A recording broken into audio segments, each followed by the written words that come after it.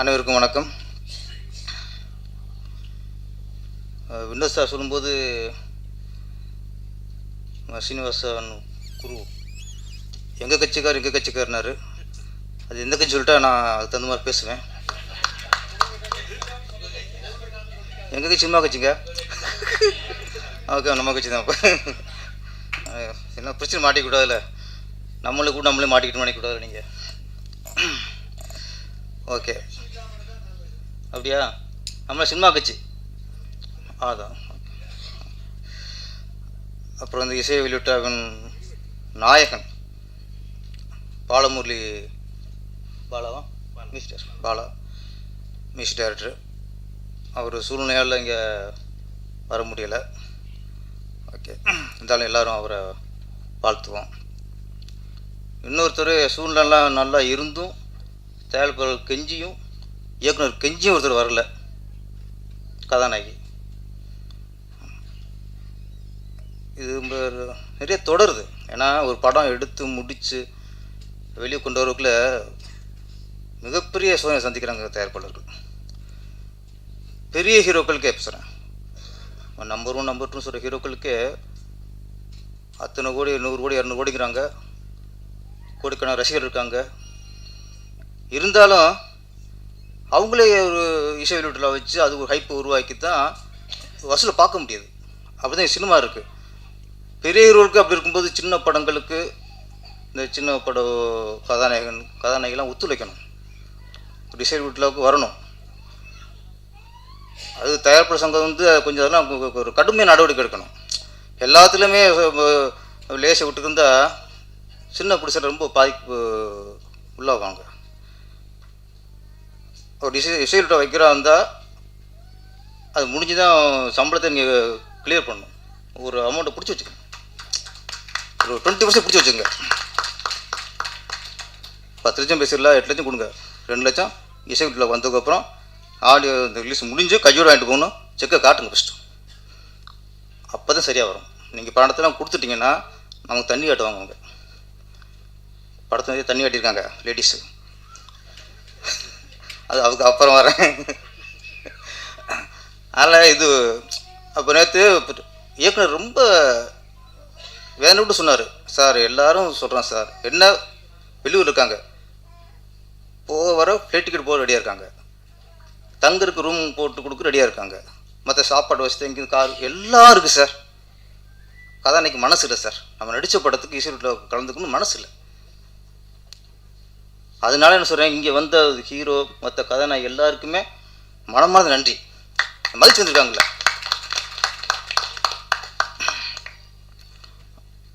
அப்புறம் முந்தா நாள் சங்கத்தில் செயற்குழு நம்பி அவரும் சொன்னார், சார் சிக்லெட்னு ஒரு படம் சார், உங்களை ஆடியன்ஸ் கூப்பிட்றாங்க சார். சரி டீட்டில் அனுப்பி வைங்கண்ணே.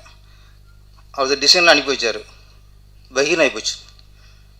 4-5 பொண்ணுங்க, நீங்களே பார்த்துப்பில்ல, ட்ரெயிலாம் பார்த்துப்பில்ல, ஒன்றுக்கு தோட தெரியுது, ஒன்றுக்கு ஸ்ரீலூஸு, விதவிதமாக இருந்துச்சு. என்னடா அது வேறு மாதிரி படமாக இருக்குமோ அப்படின்ட்டு நம்பிட்டு சொன்னேன். நம்பி இதை மாட்டி விட்டாதிய, டிசைனு மாதிரியா இருக்குது, வேறு போட்டிருக்காங்க அப்படின்னு கொஞ்சம் திரும்ப தயங்கினேன். அவர் அப்புறம் கொஞ்சம் திருப்பி லைனுக்கு வந்தார். சார் நாளைக்கு உங்களை டேரக்டர் நேராக பார்க்கணும்னு சொன்னார் சார். எப்போ சார் வர சொல்லலாம்? சரி நான் சங்கத்துக்கு வர சொல்லுங்க, ஒரு 12 மணிக்கு வர சொல்லுங்க. கரெக்டாக வந்தாங்க. வந்துட்டு இந்த படத்தை பற்றி விஷயத்த டைரக்டர் சொன்னார். சொல்லும்போது அப்போ முடிவு பண்ணி இந்த மாதிரி படத்தை போகணும் ஆடியோ ரிலீஸ்க்கு. ஏன்னா நாட்டுக்கு தேவையான விஷயம். இந்த உள்ள ஜென்ரேஷனுக்கு 2K கிட்ஸுங்கிறாங்கள, 2K கிட்ஸுக்கு தலைவர் இப்போ ராஜன் சொல்லிட்டாங்க, ராஜன் சார்ன்ட்டு. அவர் AK-47 கிட்ஸ் அவர்லாம். அவர் சொல்லும்போது நல்ல விஷயம் சொல்ல வர்றாரு. அப்போ நான் யோசித்தேன், சரி இப்போ நல்ல விஷயம் சொல்ல வர்றாரு, அது முக்கியமாக பேரண்ட்ஸ் எவ்வளோ உஷாராக இருக்கணும், தன்னுடைய பசங்கள் விஷயத்தில் எவ்வளோ கவனமாக இருக்கணும் அப்படின்னு சொல்ல வர்றாரு. அப்போ ஏன் இப்படி ஒரு டிசைன், இப்படி ஒரு ட்ரெய்லர் அப்படின்னு யோசிச்சா அப்போ தான் தெரிஞ்சு டேரக்டர் எவ்வளோ புத்திசாலின்ட்டு. இப்போ ரொம்ப இப்போ நாங்கள் கிழக்கு வாசல் மாதிரி திருப்பாச்சி டிசைன் போட்டுக்குள்ளே ஒருத்தன் உள்ளே வர மாட்டான். என்னடா அது ரேவதி மாதிரி ஃபுல்லாக இழுத்து மூடிக்கிட்டு சேலையை கட்டிட்டு நின்று வச்சுக்கல, யார் வருவா? பார்த்தாரு இப்போ உள்ள ஆளுக்கு எப்படி இருக்காங்க, இவங்களை மாதிரி எப்படி தேட்டரில் உள்ளே கொண்டு வரணும், உங்களை உள்ளே கொண்டு வருவான், அப்போ நம்ம கருத்தை சொல்லுவோன்னு முடிவு பண்ணியிருக்காரு. அதனால் முதல் இந்த ட்ரெயிலர் இந்த டிசைன்லாம் காரணமே நம்ம திருறாங்களா பசங்க எங்கடா அப்படி திருறாங்கல்ல, அவங்க உள்ளே கொண்டு வரக்கான விஷயந்தான் இந்த ட்ரெய்லரும் டிசைனும்.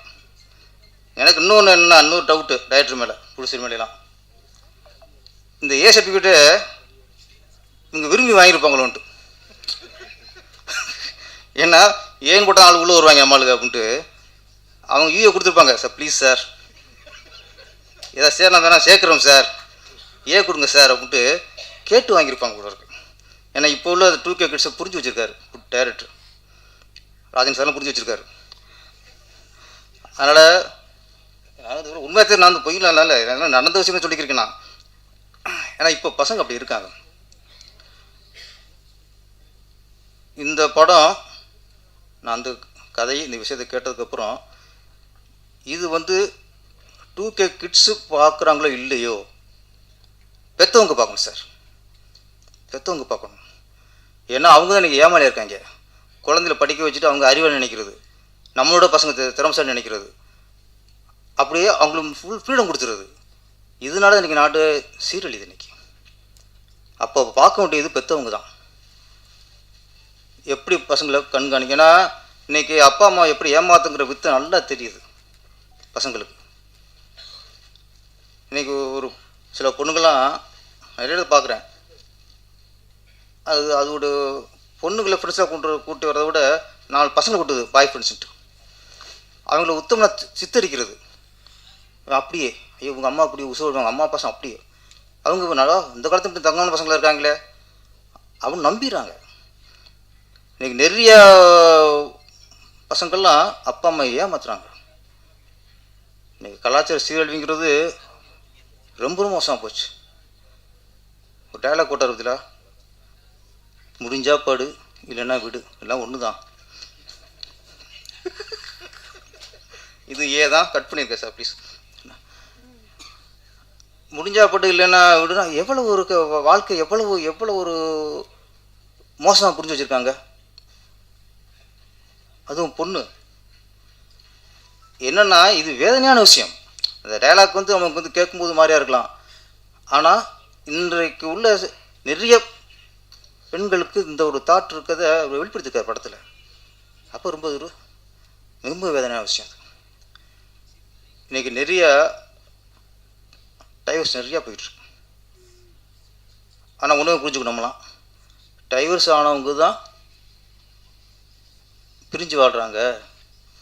டைவர்ஸ் வாங்காமல் இருக்க அப்பா அம்மாலாம் பேரண்ட்ஸ்லாம் சேர்ந்து வர நினைக்கக்கூடாது. நிறைய பேர் டைவர்ஸ் வாங்காமல் பிரிஞ்சு வாழ்ந்துருக்காங்க. நிறைய குடும்பங்களில் புருஷன் முன்னாடி பேசிய 4-5 வருஷம் இருக்கும். ஒரு சில குடும்பத்தில் அப்பா சரியாக இருக்க மாட்டான், சில குடும்பத்தில் அம்மா சரியாக இருக்காது, ஆனால் சேர்ந்து வந்து தான் இருப்பாங்க. இது எல்லாத்துக்கும் ஒரே காரணம் என்னென்னா தான் பெற்ற பிள்ளைகளுக்காக சார், தான் பெற்ற பிள்ளைகளுக்காக குழந்தைய பெற்றுட்டோமே இதுக்காக சேர்ந்து வாழ்ந்துருக்கா சார். பல குடும்பம் சேர்ந்து வாழ்ந்துக்கிட்டு இருக்கு, அதான் உண்மை. இன்னைக்கு அதை வந்து பசங்க புரிஞ்சுக்கணும்.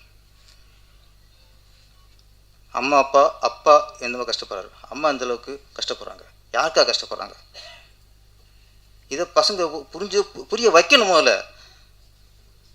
அதை நம்ம பேரண்ட்ஸ் பகிர்ந்துக்கிறது இல்லை. நம்ம பிரச்சனை அது போய் பசங்க திரிக்கக்கூடாது சொல்லணும் சார். நம்ம எந்த அளவுக்கு கஷ்டப்பட்டு இப்படி சம்பாதிச்சு ராப்போல உழைச்சி சம்பாதிச்சு கொட்டுறோங்கிறத பசங்களுக்கு புரிய வைக்கணும். பெருமதிப்பிற்கும் மரியாதைக்கும் ப்ரொடியூசருக்கு ஒரு பிரச்சனைனா இன்றைக்கி குரல் கொடுக்கக்கூடிய ஒரே ஒரு மனிதர் யாருன்னா நம்ம நான் ராஜன் சார் தான் சொல்லணும். அதனால் அவருக்கு ஒரு ஸ்பெஷல் தேங்க்ஸ். மற்றும் எங்களுடைய யூடியூப் சப்ஸ்கிரைபர் குட்டி கவிஞர் என்று அழைக்கக்கூடிய மாரிமுத்து அவர்கள், எங்கள் அன்புள்ள கொண்ட மாரிமுத்து சார் அவர்கள், தொழிலதிபர் மற்றும் நடிகர், யாருக்கு எந்த உதவி கேட்டாலும் எந்த நேரங்காலம் பார்க்காம வரக்கூடிய உண்மையான நடிகர் சொல்லலாம். அன்புக்குரிய சூரியநாராயணஜி அவர்களே மற்றும் இந்த படத்தின் கார்த்திக் கவிஞர் அவர்களே,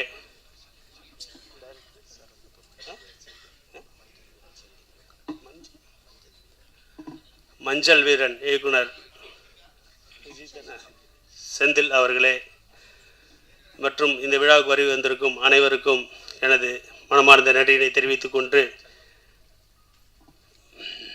எங்களுடைய படக்குழுவினர்களுக்கும் நன்றி தெரிவித்துக் கொண்டு ஒரு சில வார்த்தைகளை உங்களோடு பரிமாறிக்கொண்டிருக்கிறேன். இந்த சிக்லைட் படம் பார்த்திங்கன்னா, நாங்கள் கோவிட் முன்னாடி இந்த படம் வந்து டிஸ்கஷன் போயிட்டு இருந்தது. ஆக்சுவலி ஐஸ்வர்யா ராய் வச்சதை ஒரு படம் பண்ணலான்னு மூவ் பண்ணிக்கிட்டு இருந்தோம், பேசிக்கிட்டு இருந்தோம். அதோடைய டிஸ்கஷன் நடந்துக்கிட்டு இருந்தது. முத்து வந்து அடிக்கடி நம்மளை இந்த படத்துடைய டைரக்டர் வந்து அடிக்கடி நம்மளை பார்ப்பார். சார் இது போல் ஸ்கிரிப்ட் இருக்குது சார், பண்ணலாம் சார்ம்பேன். ஸோ நான் இதை வந்து எப்போதுமே ஒரு ஸ்கிரிப்ட் வந்துன்னா நான் படித்து பார்த்துட்டு என் டாக்டர், இந்த படத்துடைய எக்ஸிக்யூட்டிவ் ப்ரொடியூசர் சவர்ணஷீட்டை கொடுப்பேன் என் டாக்டர்கிட்ட. அன்றைக்கி யதார்த்தமாக வந்து இந்த படத்தை நாங்கள் எல்லாம் இந்த ஐஸ்வர்யா ராஜேஷுடைய ஒரு இதை வந்து ஃபைனல் பண்ணிட்டோம், ஷூட் போடுற அளவுக்கு எல்லாம் பிளான் பண்ணிக்கிட்டு இருக்கோம். அப்போ இந்த ஸ்கிரிப்டை படித்து பார்த்துட்டு சொன்னால், அப்படி டாடி இது ரொம்ப நல்லா இருக்குது, இந்த ஸ்கிரிப்ட் பண்ணால் நம்ம நல்லா இருக்குமா, இப்போ இருக்கிற வந்து 2K கிட்ஸுக்கான ஸ்கிரிப்ட் மாரி இருக்குது, நம்ம இதை பண்ணலாம் டாடி அப்படின்னாங்க. சரிம்மா எடுத்துருவாமா. திருப்பி டைரக்டர் முத்தை கூப்பிட்டு திருப்பி அதை எக்ஸ்பிளைன் பண்ணியா நம்ம இப்போ இருக்கிற சூழ்நிலைக்கு. ஏன்டா அன்றைக்கி இந்த கோவிட் அது இதுன்னு இருந்தது, பெரிய பட்ஜெட்டில் போகிறதுக்கு கொஞ்சம் பயமாகவும் இருந்தது.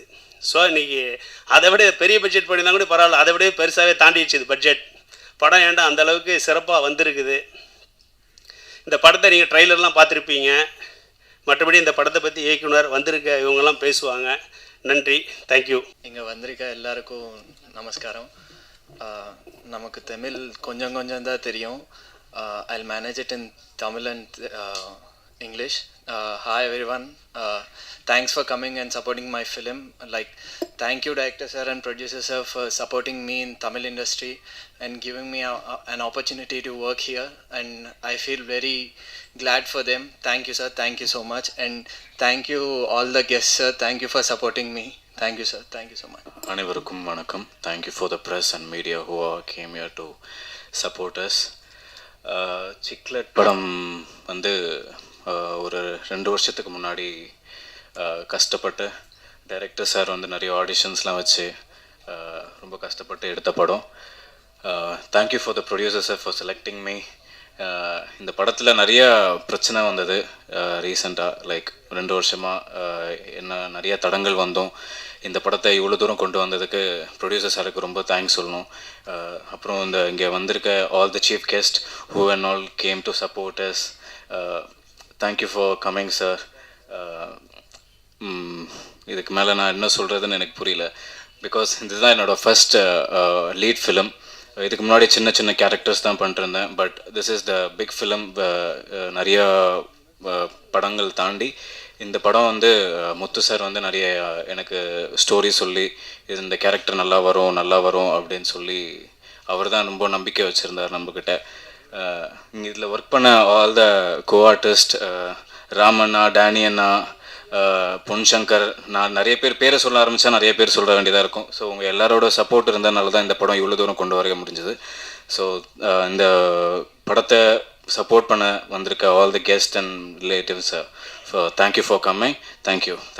First of all, thank you so much press media and our guest for coming here today, and thank you so much sir, my director sir, and production company and my producer sir for giving me a good opportunity in Tamil industry. This is my first movie and I'm really glad to be here in Tamil industry.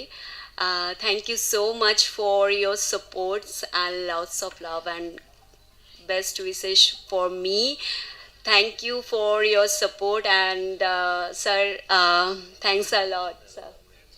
Thank you. புரட்சி கலைஞர் captain Vijayakanth சாரோடைய ஆன்மா சாந்தி அடைய நாங்கள் இறைவனை வேண்டிக் கொள்கிறோம். எங்களுடன் பணிபுரிந்து இயக்குனருமான நடிகருமான திரு Manobala sir ஆன்மா சாந்தி அடைய இறைவனை வேண்டிக் கொள்கிறோம். மயில்சாமி சாரோடைய ஆன்மா சாந்தி அடைய இறைவனை வேண்டிக் கொள்கிறோம். எங்களுடன் பணிபுரிந்த இணை இயக்குனர் திரு வேலுமணி சார் ஆன்மா சாந்தியடைய இறைவனை வேண்டிக் கொள்கிறோம். அவர் இறப்பு சின்னதாக ஒரே ஒரு விஷயம் மட்டும் சொல்லிடுறேன். அவர் கேப்டன் சாரோடைய மிகப்பெரிய ஒரு விசுவாசி. 3 படத்துக்கு அவர் தான் டைலாக் ரைட்டர். கேப்டன்னா அவருக்கு அவ்வளோ பிடிக்கும்.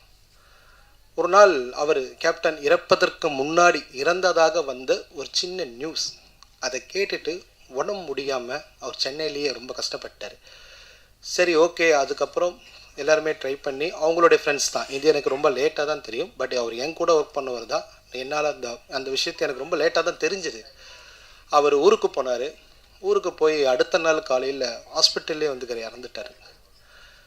என்னென்னா, ஒரு தப்பான ஒரு நியூஸ் எந்த அளவுக்கு ஒரு உயிரை இவரை பலி வாங்கியிருக்கு. அது உண்மையே பார்த்தீங்கன்னா கேப்டன் மேலே அவர் வச்சுருந்த அந்த விசுவாசம். ஆனால் இன்றைக்கி அவர் கேப்டன் கூட இருக்கார். கடைசியாக அந்த நியூஸ் தோத்துருச்சு, அவரோட அன்பு ஜெயிச்சிருச்சுங்க. அதான் உண்மை. ஸோ என்னுடைய இந்த டைம் போதும். இவங்களுக்காக சொல்லணும்னு ஆசைப்பட்ட விஷயங்கள் இது தான். ஸோ என்னுடைய ஃபேமிலிக்கு ரொம்ப நன்றி. என்னோடய அம்மா, 2 அக்கா, எங்கள் அண்ணன், அவங்க இல்லைன்னா இண்டஸ்ட்ரியில் ஒரு 15 வருஷம் என்னால் நின்று இருக்க முடியாது. இது எனக்கு செகண்ட் மூவி. இந்த படம் தமிழ் தெலுங்கு பைலிங்குவலாக பண்ணியிருக்கேன். First time. நான் தெலுங்குலேயும் ஒர்க் பண்ணியிருக்கேன். ஒரு 3 படம் மகேஷ் பாபு படங்கள் பண்ணியிருக்கேன். திரு தில்ராஜ் சாரோட கம்பெனியில் 2 படம் ஒர்க் பண்ணியிருக்கேன். கொத்த பங்கார லோகம், சீத்தம்மா வக்கெட்லு சிறுமலி செட்டு, முகுந்தா, ஸ்ரீகாந்த் அடாலோடைய அசோசியேட்டாக ஒர்க் பண்ணியிருக்கிறேன். ஸோ அது எல்லாமே காரணம் என்னுடைய ஃபேமிலி தான். ஸோ இந்த படம் தமிழ் தெலுங்கு.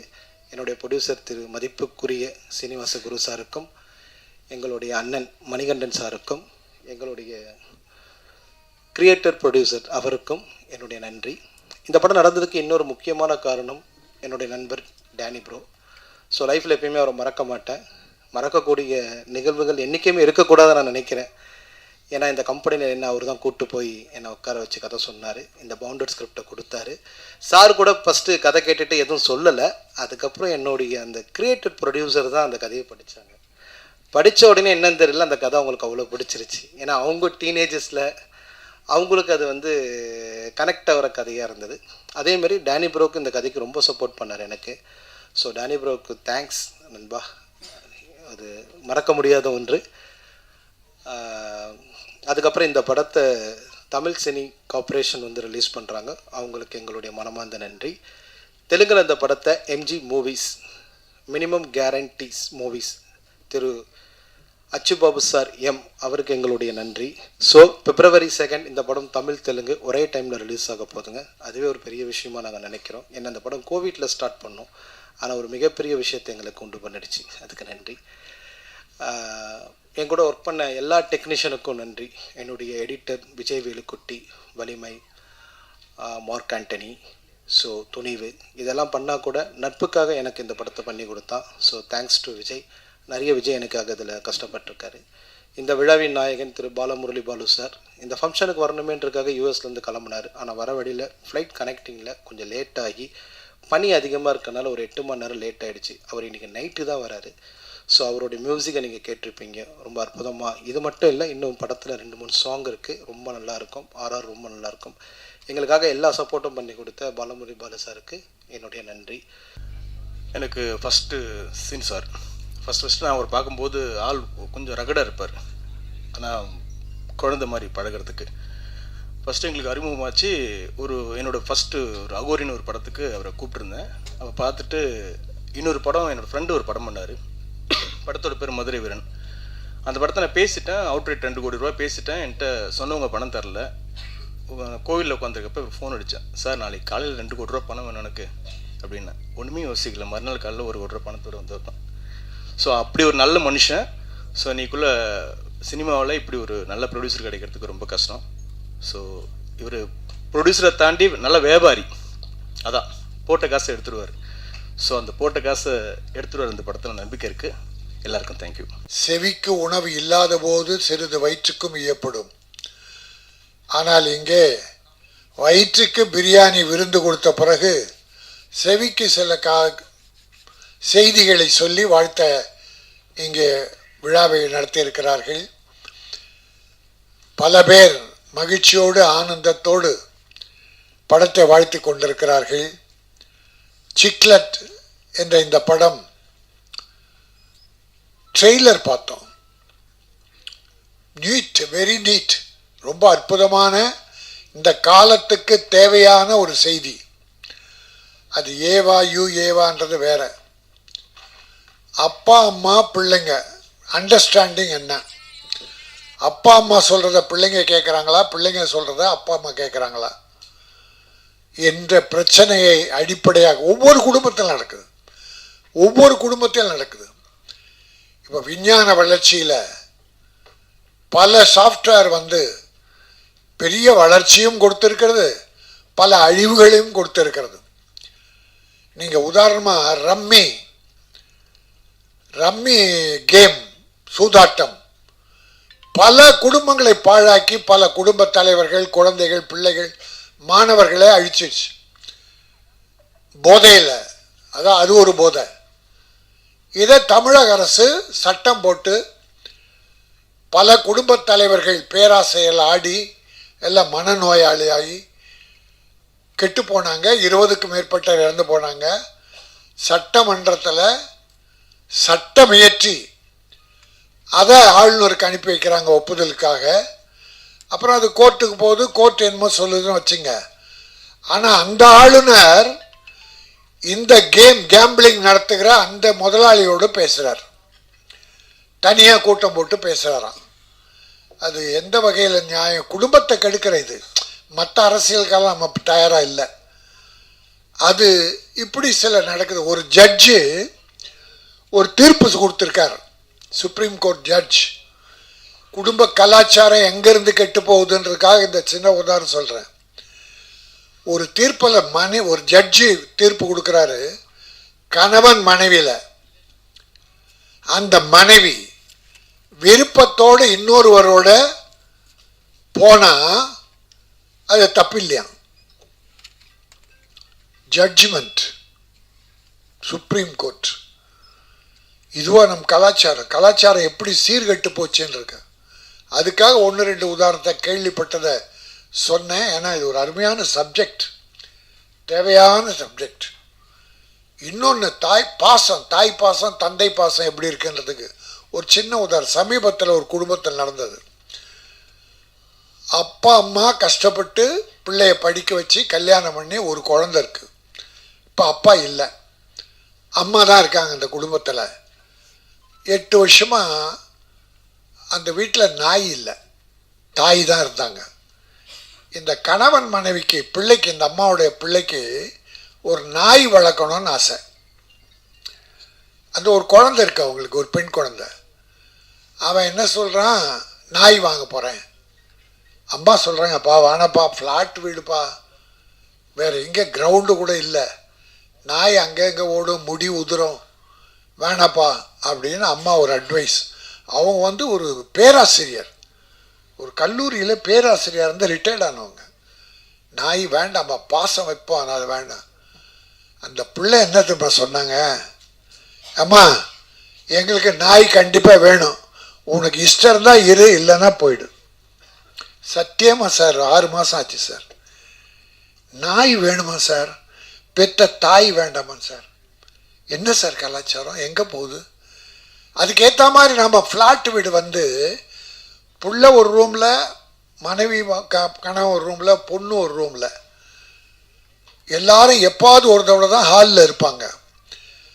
பிள்ளைக்கு ஒரு ஃபோன் வருது, செல்ஃபோனு, அம்மாவுக்கு ஒன்று, அப்பாவுக்கு ஒன்று, பையனுக்கு ஒன்று வருது. 4 பேரும் ஃபோன் எடுத்துக்கிட்டு ஒருத்தன் மாடிக்கு போகிறான், ஒருத்தன் வராண்டா போகிறான், ஒருத்தன் தெருவுக்கு போகிறான், அம்மா சமையல் கட்டில் போகிறாங்க. அண்டர்ஸ்டாண்டிங் இல்லை, என்ன பேசுகிறான்னு யாருக்குமே தெரியல. இப்பெல்லாம் முன்ன அப்பா அம்மா மாப்பிள்ளை பார்த்து பொண்ணு கல்யாணம் வச்சு நிறைய நடந்தது, நல்ல பண்பாடு. ஆனால் இப்போது அப்பா அம்மா பொண்ணுக்கு மாப்பிள்ளை பார்க்குறாங்க, திடீர்னு இந்த பொண்ணு ஒரு மாப்பிள்ளையை கூப்பிட்டு அப்பா இவர் தான் என் புருஷன், கல்யாணம் முடிச்சுட்டு நிற்கிறான் சார் அப்பா அம்மா ஒன்றால். ஏன்னா நம்ம எல்லாம் ஃபேமிலிஸாக இருக்கோம். அதுக்காக ஒரு சின்ன 2 வருத்தத்தை பகிர்ந்துக்கிட்டேன். இந்த கதை ஒரு அற்புதமான மேட்ரை குடும்பங்களுக்கு சொல்கிற ஒரு அற்புதமான விஷயம். அதை முத்து என் தம்பி பிரமாதமாக பண்ணியிருக்கீங்க தம்பி, நல்லா பண்ணியிருக்கீங்க.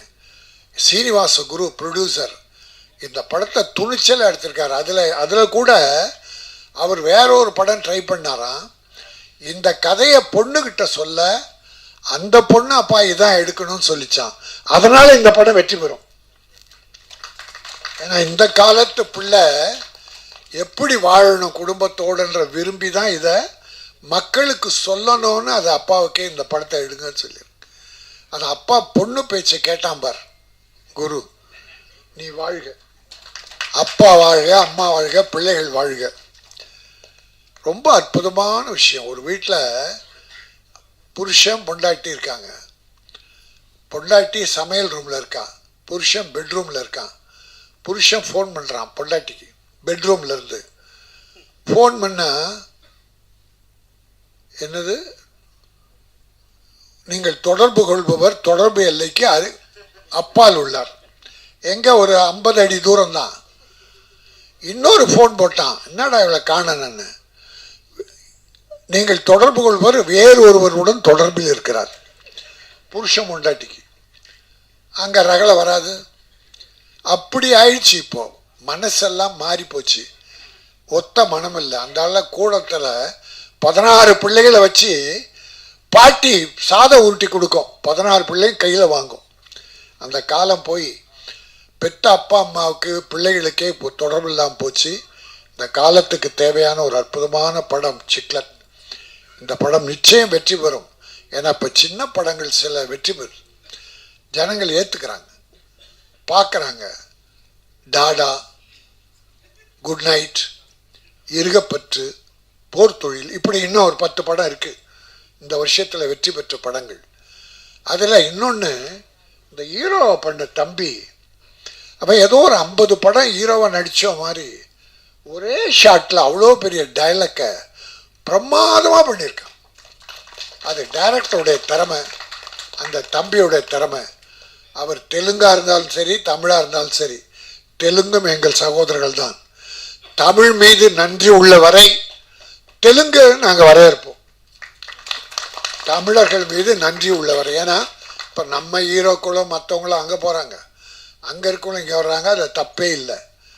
ஆனால் உன்னை க்ளோஸ் பண்ணால் என்ன க்ளோஸ் பண்ணோன்னா அதுதான் தப்பு. ஆக இன்றைக்கு ஒரு அற்புதமான விழா. இந்த ஆடியோ ஃபங்க்ஷனில் கலந்துக்கிட்டோம்.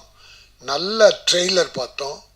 ஒரு பானை சோற்றில் ஒரு சோறு எடுத்து அப்படி நசுக்கி பார்த்தா பானை சோறு வெந்ததாக வருத்தம். ஆனால் நான் ரசிக்கு பார்த்ததை வாயில் போட்டு ருசித்து பார்த்தேன். அந்த சாதம் பிரமாதமாக வெந்திருந்தது. இந்த சிக்லெட் அற்புதமாக வேகத்தோடு அற்புதமாக பண்ண படம் மிகப்பெரிய வெற்றி பெறும். சீனிவாச குரு ஒரு நல்ல ப்ரொடியூசர் வருவார். முத்து மிகச்சிறந்த இயக்குனராக வருவார். உங்களுடைய அன்பும் ஆசியும் அவர்கள் வேண்டும். நன்றி, வணக்கம். படத்தை பார்த்து மயங்க வேண்டிய விழிகள். ராஜண்ண சொன்ன மாதிரி செவிக்கு உணவில்லாத போது சிறிது வயிற்றுக்கு மியப்படும்ன்றதை மாற்றி வயிற்றுக்கு சாப்பாடு கொடுத்தாங்க. அதுக்கப்புறம் செவிக்கில் கண்ணுக்கு விருந்து அளித்திருக்கிறார்கள். கண்ணுக்கு எப்படிப்பட்ட விருந்து. எல்லாம் யார் இளைஞர்கள் இல்லை, நம்ம எல்லாருமே இளைஞர்கள் தான். ஆசை இல்லாத மனுஷனே கிடையாது. அதனால் இந்த ட்ரெய்லருக்கு ஒரு ஹேட்ஸ் ஆஃப், ஒரு கைத்தட்டிடுவோம், உண்மையான கைத்தட்டு.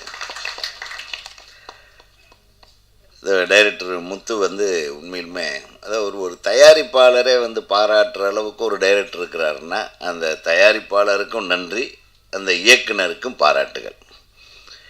ஏன்னா தயாரிப்பாளர் வேற ஒரு படத்தை தூக்கி போட்டு இந்த கதையை கேட்டு, அதுவும் அவருடைய புதல்வி சொல்ல, ஏன்னா நீ மிகப்பெரிய தயாரிப்பாளினி ஆயிடுவேன். ஏன்னா சமீபத்தில் ஏஜிஎஸ் நிறுவனம் ஒரு படம் பண்ணாங்க.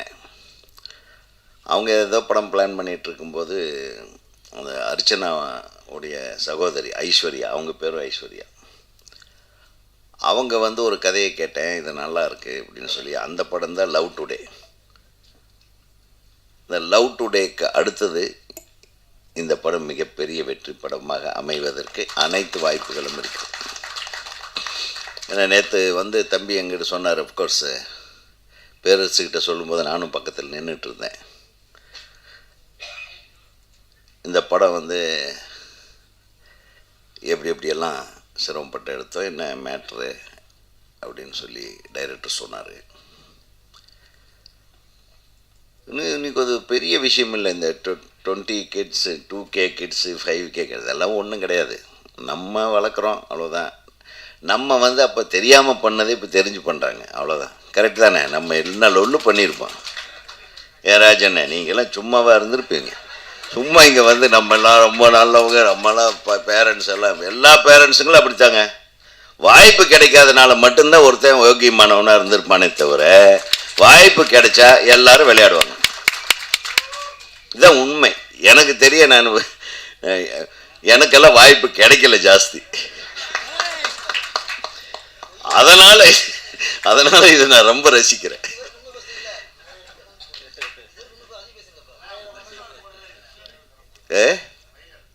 இன்னொரு தடவை வேணுமா? போட்டுருவோம். பத்திரிகை நண்பர்களின் வேண்டுகோளுக்குனுங்க நான் தயாரிப்பாளரையும் இயக்குனரையும் வேண்டி விரும்பி கேட்டுக்கொள்வது, நானும் இன்னும் ஒரு தடவை பார்த்துட்றேன். என்ன டைரக்டரை, அடுத்தது இந்த கிட்ஸுகளுக்கும் ஒரு படம் இந்த மாதிரி எடுங்கன்னு. என்ன அவங்க போய் பப்பில் டான்ஸ் ஆடுறாங்க, சியர்ஸ் சொல்கிறாங்க, அரைகுறை ட்ரெஸ் போடுறாங்க. அவன் ரூம் போட்டு அரைகுறை ட்ரெஸ்ஸில் தான் ஆடிட்டு இருக்கிறாங்க பெரிய ஆளுகளில். நீங்கள் வேறு இது எத்தனை வீடியோ போடுறது இல்லையா? பார்க்குறோம்ல. நீங்கள் என்ன ஒன்றும் தப்பாக இல்லை, எடுத்துடல. அதே மாதிரி இது பெரிய நம்ம இப்போ நம்ம எடுக்கிற படங்களுக்கெல்லாம் இப்போ சென்சார் தேவையா? நீங்கள் சென்சார் போர்டில் இருந்தீங்க முதல்ல, நீங்களே உட்காந்துங்க பேசிகிட்டு இருக்கீங்க சென்சாரை பற்றி. அவரை சொல்கிறேன். சென்சார் போர்டில் கடந்த 3 ஆண்டுகளாக இருந்துட்டு சென்சார் போர்டு நீங்கள் தாங்க பண்ணணும். விட்டு போயிடுங்க பாவம். இதெல்லாம் பார்த்தேன், எங்களுக்கே ஒரு சின்ன இன்னும் வாழ வேண்டும் போல ஒரு ஆசையை தூண்டுகிற விதத்தில் சில விஷுவல்ஸ் இருக்குன்னா அதை ஜாலியாக இருக்க வேண்டியது தானே. ஏங்க உடனே சென்சார் போர்டுக்கு வேறு சொல்லி இதையும் வெட்ட சொல்லி பிரச்சனையை உண்டு பண்ணிடுவார் போல். அப்படி இல்லை, கண்டென்ட் என்ன அவர் சொல்ல வந்தது. நீங்கள் ஒரு மேட்ரு சொன்னார் பேரரசு, ரொம்ப சரியான மேட்ரு. அதாவது இப்படி இருந்தால் தான் அந்த இளம் வயது பசங்க பொண்ணுங்கெல்லாம் தேட்டருக்கு வருவாங்க. இப்போ ஆன்லைன் புக்கிங் பண்ணிட்டு வர்ற பொண்ணுங்க பசங்க தான் இன்றைக்கி தேட்டருக்கு வர்றாங்க. உண்மையாகவே யார் ஐடியில் வேலை செய்கிறவங்க, காலேஜில் படிக்கிறவங்க, இவங்களாம் படம் படம் பார்க்க வைக்க வேண்டும் என்றால் அவங்களுக்கு ஒரு இந்த ட்ரெய்லர் கண்டென்ட் இம்பார்ட்டண்ட். படத்தில் கண்டென்ட் இருக்கான்றது கூட விட்ருங்க, அவங்கள தேட்டருக்கு கூப்பிடுக்கணும்னா ட்ரெய்லருக்குன்னு ஒரு கண்டென்ட் இருக்குது. இப்போ இதை பெரிய நடிகர்களில் தம்பி சொன்ன மாதிரி அவங்களே பெரிய கூட்டத்தை வர வச்சு அவங்களே கண்டென்ட்டை கொடுத்துட்றாங்க. ஏதோ ஒருத்தரை திட்ட வேண்டியது, ஏதோ ஒன்று பண்ண வேண்டியது, ஏதோ ஒரு கமெண்ட் அடிக்க வேண்டியது, அது புயல் மாதிரி கிளம்பி. இந்த படத்தில் என்ன தான் சொல்லியிருக்காங்கன்னா படத்துக்கு அவங்க பேசுனதுக்கு சம்மந்தமே இருக்காது. எப்படியெல்லாம் ஏமாத்துறாங்க. இவர் என்ன பண்ணிட்டார் பாவம், நேர்மையாக காட்டியிருக்காரு. ஆக இந்த நேர்மை வெற்றி பெறும். இங்கே இப்போ எப்படி நிறைய நார்த் இந்தியன்ஸ் தமிழில் பேசிகிட்டு இருக்காங்க. நம்ம தமிழ்காரங்க நம்ம கேட்டால் இங்கிலீஷில் பதில் சொல்லுவாங்க. நம்ம வெஸ்ட் மாம்பலம் சைட்லெல்லாம் போனீங்கன்னா இந்த கடையில் நிறைய தமிழ் ஆளுங்க தான் இருப்பாங்க. கேட்டால் இங்கிலீஷில் தான் பதில் சொல்லுவான். நோ நோ நோ அப்படின்னு. அதே கடைக்குள்ளே புகுந்து இந்த காய்கறி எல்லாம் எடை போடுற பொண்ணு பசங்கள்லாம் பார்த்திங்கன்னா நார்த் இந்தியன்ஸாக இருப்பான். நம்ம கியா கித்துனா அப்படின்னு நம்ம கேட்போம். வேறு வழி இல்லாமல் அவனுக்கு தெரியலையன்ட்டு அவன் சார் தமிழ்லேயே பேசுங்க சார்ன்றான். நாடு இப்படி போயிட்டுருக்குங்க. அடுத்த படம் இதை வச்சு நீ எடுக்கணே, இதே ஒரு வித்தியாசமான படமாக அமையும். எப்படி மொழி நம்மளை எல்லாம் வேறு மாதிரி நம்மளை திங்க் பண்ண வைக்கிது பார்த்தீங்களா? நான் சொல்கிறது புரியுதுன்னு நினைக்கிறேன். தமிழர்கள் ஆங்கிலத்தில் பேசுகிறார்கள். நம்ம வடக்கிந்தியாக்காரங்கிட்ட வேலை செய்கிற பசங்கன்னா நம்ம ஊர் தமிழன் காய்கறி கடையிலையோ மற்ற மளிகை கடையிலையோ வேலை செய்ய தயாராக இல்லை. கரெக்டாக நார்த் இந்தியாவிலேருந்து வந்துடுறாங்க. அவங்கக்கிட்ட நம்ம ஹிந்தியில் பேச ட்ரை பண்ணுறோம் பாருங்க, அவன் தமிழில் பேசுகிறான். எங்கே குழப்பம் நடக்குது பாருங்கள். இப்போ என்ன தேவை இந்த நாட்டுக்கு? அப்படின்ற மாதிரி ஒரு ஆங்கிளில் இன்னொரு படம் முத்து, நீ பெரிய சர்டிஃபிகேட்டில் அந்த படத்தை எடுக்கலாம். என்ன உன்னுடைய ஏ சர்டிஃபிகேட் படமாக இருந்தாலும் இந்த படத்தை எடுத்த அப்படின்னு யாரும் கேட்கக்கூடாத அளவுக்கு எதற்காக இந்த படத்தை எடுத்தேன், எதற்காக இந்த படம் எடுக்கப்பட்டது என்பதை பெரிய அளவுக்கு இந்த மண்ணுக்கும் மக்களுக்கும் புரிய வைக்கும் படமாக இது அமைய வேண்டும். மாபெரும் வெற்றியை இந்த திரைப்படம் பெற வேண்டும். இந்த திரைப்படத்தில் பங்கேற்றிய ஒளிப்பதிவாளர், இசையமைப்பாளர், அவருக்கு என்னுடைய வாழ்த்துக்களை சொல்லுங்கள். அவர் பறந்துக்கிட்டே இருக்கட்டும். இருந்தாலும் இங்கேருந்து நீங்கள் ஒரு மெசேஜ் அனுப்பிங்க, இறங்கணுன்னே இத்தனை பேர் உங்களை வாழ்த்துனாங்கன்னு சொல்லுங்கள் அந்த தம்பிக்கு.